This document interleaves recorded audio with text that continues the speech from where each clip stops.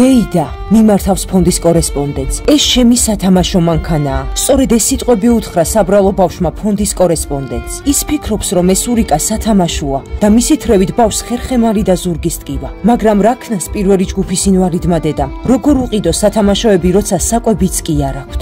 ეს 4 წლის დუდაა. მას ზედმეტსახელად ტყის ბიჭს ეძახიან იმიტომ, რომ ბავშვი ტყეში იზრდება.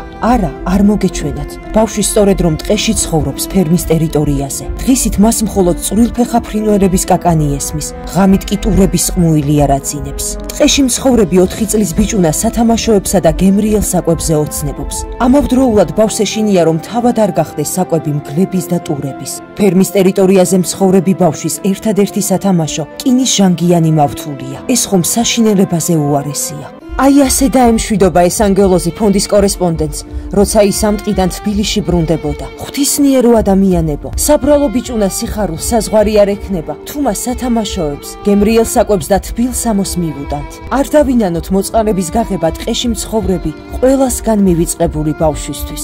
მოდით, გავერთიანდეთ და დუდას ოცნებები რეალობად ვაქციოთ.